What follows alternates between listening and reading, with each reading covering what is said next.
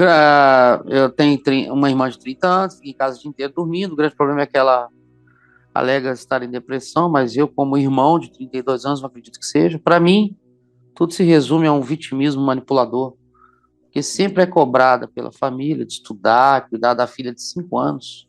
Ela tem uma filha, tá? De 5 anos, cara. Uhum. Ela se nega e diz que vai se matar. Sofro muito por ver ela rejeitando a filha, dizendo que se arrependeu de ter tido, pelo desprezo com que trata a nossa mãe. Caio, ela de fato já teve 3 tentativas de suicídio e já esteve internada com ideação suicida. Não sabemos como lidar com essa situação. Minha mãe tem medo de apertar muito e ela acabar fazendo besteira, pois a nossa mãe carrega um forte sentimento de culpa. Minha mãe já está há muito tempo, sabe, se tratando. Minha irmã que fala. Minha irmã já está há muito tempo se tratando em psiquiatra e psicólogo, mas não vemos resultado. Caio, você acha que isso pode ser espiritual?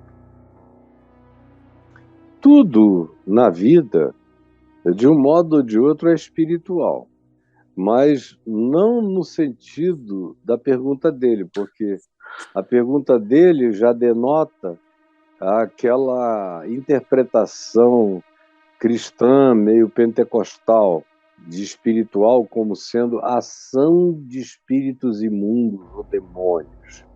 Aí, nesse sentido, nem tudo é espiritual. A maior parte das coisas que a gente vê acontecendo com muita gente assim, não é porque tem um espírito, nem um encosto, nem coisa alguma. É uma doença do espírito da pessoa, da alma da pessoa, que acaba se transformando em condicionamento mental, que acaba se transformando em postura, em atitude, e acaba se transformando em modo de existência, e que acaba se transformando num estado letárgico, de depressão, de imobilidade, de incapacidade de fazer qualquer coisa, porque, na maior parte das vezes, a depressão conduz ao vitimismo, ao coitadismo, à autovitimização. É muito difícil você encontrar um deprimido que não se autovitima. Eu tive algumas poucas depressões na vida. Eu não tenho tendência a ser depressivo. Eu já passei por coisas horrorosas que alguns amigos me disseram, sabe? A gente pensou que você ia se matar de tão feio que foi aquilo. Como no tempo do dossiê Caimã, o cara despenca lá do meu divórcio e de tudo aquilo. Você cai dos píncaros do Himalaia para o mais profundo do abismo no Oceano Pacífico, onde Ah, luz nenhuma chega e você está no meio daquela escuridão, dizendo, Senhor, onde é em cima, onde é embaixo, mas eu sei que tu estás comigo e eu vou confiar que tu vais me tirar daqui. E os meus amigos de longe, e eu nos Estados Unidos, achavam que a qualquer momento eles iriam ouvir a notícia do meu suicídio, porque era desgraça demais acontecendo junto, sem falar no que estava acontecendo com os meus filhos, com aquela confusão toda de igreja contra mim. Foi um inferno aquele período. O que eu vejo acontecer aí com alguns, poucos, é brincadeira, brincadeira, brincadeira, meu Deus. Nunca mais, nem de longe, aconteceu uma coisa que tenha sido 3% daquilo. Nem de longe, 3% já é exagero. Foi um inferno que vinha de todos os lugares, maçarico de tudo que é canto. E a vida sob todas as investigações e auscultamentos. Polícia Federal, FBI, Scotland Yard, tudo que você quiser, querendo, passando pente fino na minha vida, Receita Federal, nunca acharam nada, nada, nada, porque não tinha nada. Era só aquela coisa de pega ele, pega ele, pega ele, porque eu virei o boi das piranhas. E todo mundo que conhece a história sabe disso. O pessoal enfronhado, especialmente o pessoal do mundo político, cada vez me conta uma coisa a mais que eu não sabia. Eu digo, é mesmo? O senhor não sabia disso não? Fulano meteu a mão lá para conspirar, para jogar a culpa no senhor, e mais pessoas, e mais pessoas. E quanto mais o tempo passa, mais eu vejo que o livramento de Deus foi extraordinário. Então, voltando à depressão, eu não sou tendente à depressão, porque se eu fosse, eu teria botado uma bala na cabeça lá atrás. E quando eu quis me matar, quando eu era jovem, não é porque eu andasse deprimido, é porque eu sentia uma angústia que não me deixava parar. Eu vivia igual um gadareno, andando de manhã, de tarde, de noite, numa ansiedade louca, insuportável, que parecia que vazava energia de mim, assim, que eu vivia em curto-circuito existencial. Era uma agonia que eu não aguentava, eu queria fazer aquilo parar de qualquer jeito. Não tinha droga que parasse, não tinha nada que parasse. Quem sabe a morte pararia. Foram as minhas pulsões. Mas depois, já na meia-idade, quando aconteceu tudo em 98, eu entrei numa depressão violenta. Só que eu nunca fui de ficar na cama para nada.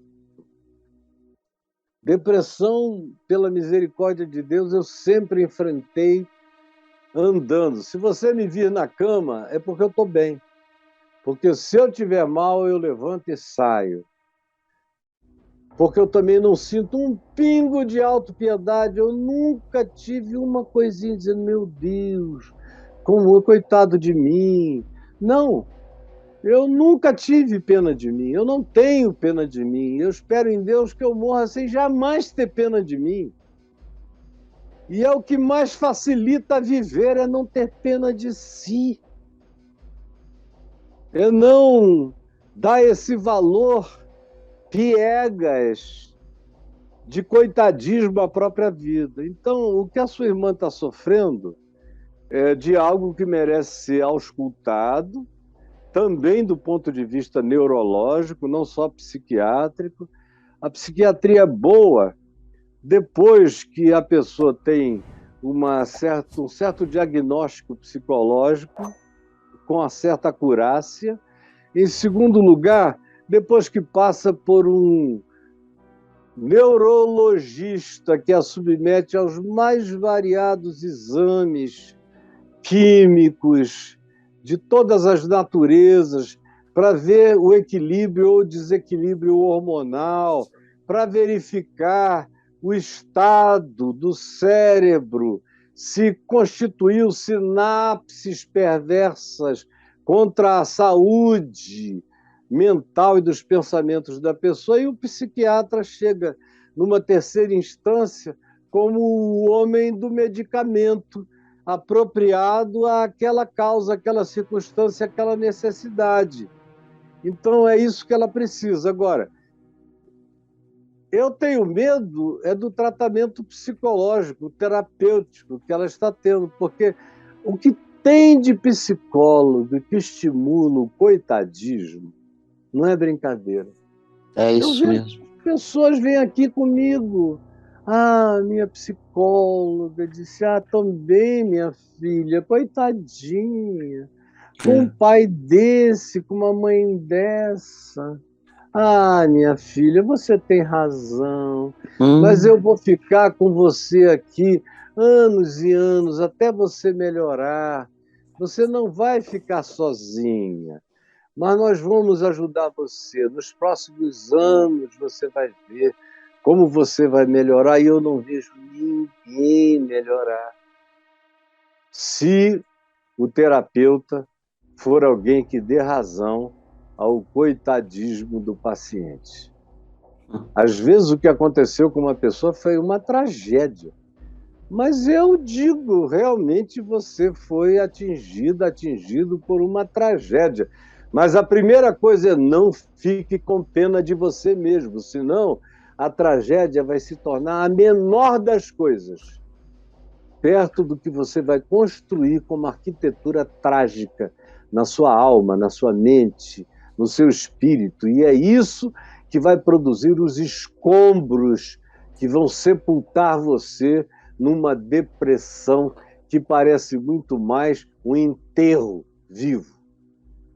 Então, eu sugeriria que você procurasse que ela tivesse a chance de duas coisas. A primeira, de uma terapia um pouco mais objetiva, de natureza comportamental, um pouco mais confrontacional, que não dê razão à atitude negativa dela, nem nada disso. O indivíduo negativo não precisa de razão, ele já é a sua própria razão.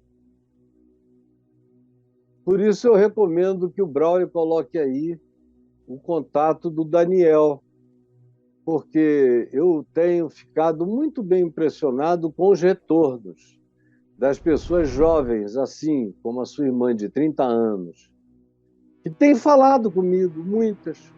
Olha, eu fui e foi uma confrontação de verdade. Eu fui tendo que me encostar na parede, não tinha muita saída, e fui exprimido, tive que admitir realidades. À medida em que eu ia admitindo, eu ia melhorando, sem saber eu ia melhorando. Quando eu admiti a verdade, eu fiquei melhor.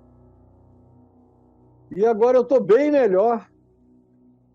Então, por favor, faça um contato do ponto de vista psicoterapêutico.